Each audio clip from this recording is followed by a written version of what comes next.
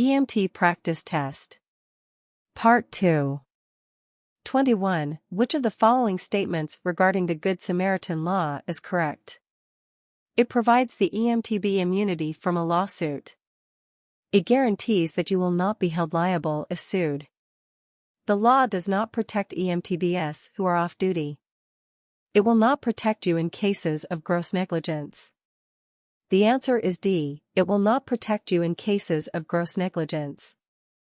22. Two EMT-Bs witnessed a call in which a coworker gave adequate medical care but ignored the patient's emotional needs.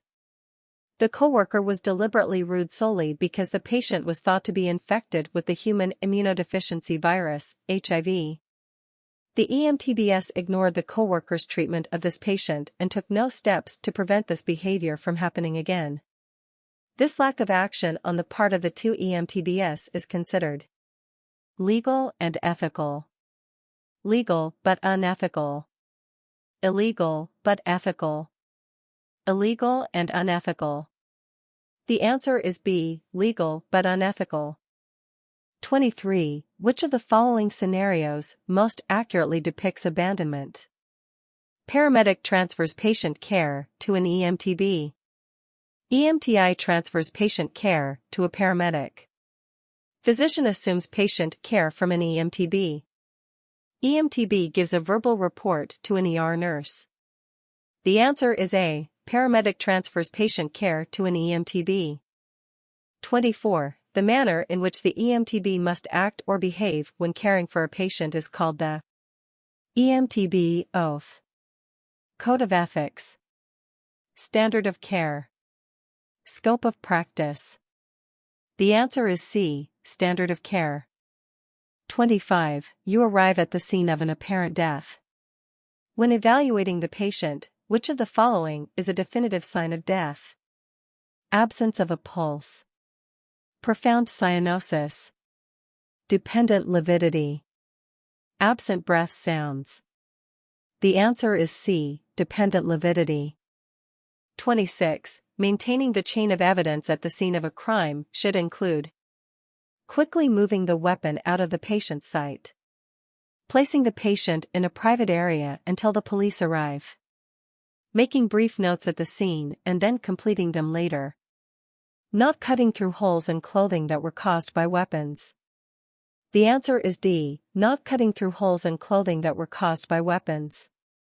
27. Which of the following types of consent allows treatment of a patient who is unconscious or mentally incapacitated? Actual. Implied. Informed. Expressed. The answer is B. Implied. 28. Which of the following components are needed to prove negligence?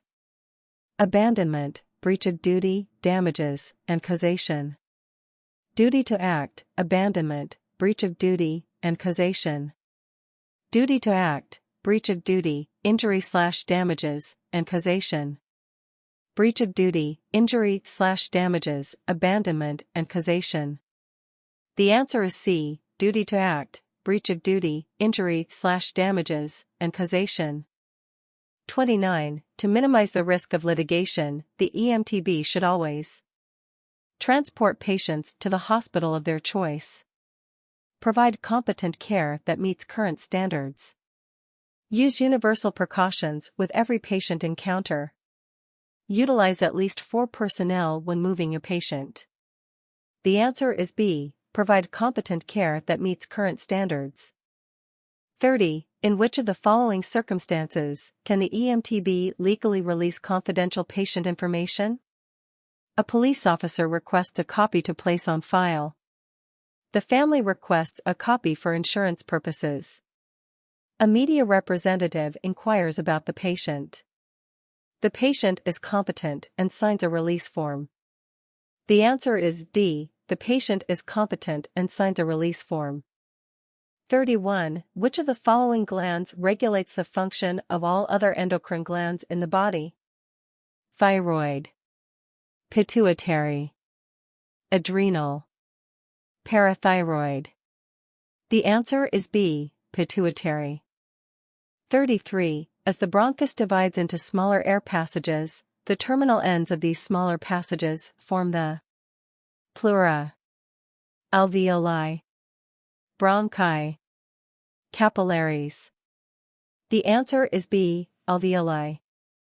34. The distal aspect of the tibia forms the lateral condyle, medial malleolus, Achilles tendon, lateral malleolus. The answer is B, medial malleolus. 35. Which of the following anatomic terms is synonymous with the word dorsal?